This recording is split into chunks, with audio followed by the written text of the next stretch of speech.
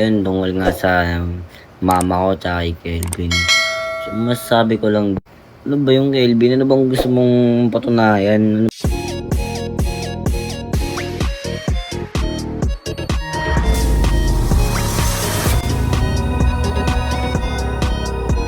Ayun, tungkol nga sa mama ko tsaka kay Kelvin. So, masasabi ko lang, ano ba yung Kelvin? Ano bang gusto mong patunayan? Ano ba yung gusto mong patunayan sa sarili mo?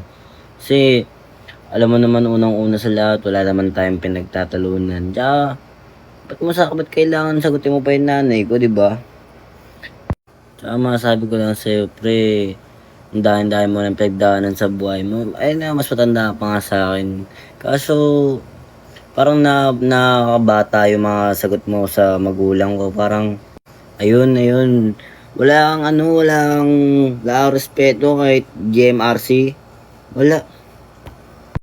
Meaning ko consistent ka sa mga ginagawa mo, consistent ka sa pag-workout mo. Talagang namamangha nga ako sa'yo kasi ikaw lang yung bukod tanging nakagawa na totoo sinabi mo sa live. Ikaw yung pinaka-consistent sa amin sa lahat ng ginagawa mo. Pero, wait lang. Lagyan mo na tayo filter para chill lang. Tsaka diba kung iisipin mo lang, ilang taon na si mama. Dapat nga ikaw nga yun na, hindi, ito parang hindi wala ko sa kinakampihan. Oo, kasi syempre kakampihan ko nanay ko. Pero hindi dahil kinakampihan ko nanay ko. Parang, ilang taon ka na ba para pumatol sa matatanda pa sa'yo, di ba? Tsaka ikaw nga dapat yung napag-isip ng maayos kasi nga, ayan, mas madami kang nakakasamang tao. Madami tayong iba-ibang tao na kasama sa loob ng Manix House, sa iba-ibang lugar, kaya ayun, kwento ko rin sa inyo guys, sa loob ng Manix House, kailangan nyo rin talaga matutong makisama kasi iba-ibang tao nga nandun, tulad nga nasabi ko, iba-iba talaga, may mga ugali, mga ibang tao. So, yung mga ibang tao may mga ugali, ayun, nawala na, yung iba napalayas na, iba di na bumalik. Ayun lang mga sabi ko kay Elvin, kung, ayun nga, kung parang natatamaan ka, baga, yung ego mo natatamaan. Ayan, ego lang naman lahat ng meron ka, pre. Ako hindi wala ko respeto sa'yo, pre, pero totohanan lang. Lahat ng yan, pre, nanggagaling lang sa ego mo.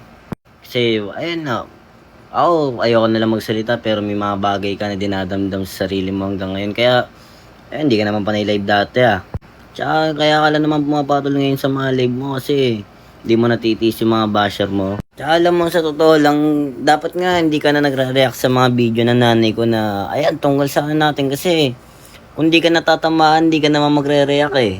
Tsaka ako, personally, sa totoo lang ayan, sa totoo lang, sobrang dami kong bash na natanggap, mas madami pa ako natanggap na bash dyan, pero kahit isa dyan wala akong sinagot. Alam mo bakit? Kasi hindi naman ako ganyan kababa katulad mo eh. Tsaka pre, hindi naman ako ganun kababa mag-isip. Tanda-tanda na ng nanay ko, papatulan mo pa. Meaning ko tumatanda na nanay ko, pero bata pa nanay ko, dalaga pa. Pero ikaw pre, isip mo, wala na sa mundo isip mo. Nawawala ka na, hanapin mo muna sarili mo dun. Yun lang, parang, gusto ko lang magsalita tungkol sa nanay ko kasi syempre hindi rin naman nakapapayag na ginaganyan-ganyan lang yung nanay ko ng, tropa ko lang ba? Tropa ba? Tropa ba? Kasi pag inaano yung nanay ko, tablado sa akin yan. Kahit sinong kadikit ko pa yan eh. Kaya Kelvin, kung saan man gumaan loob mo, gusto mo makaganti.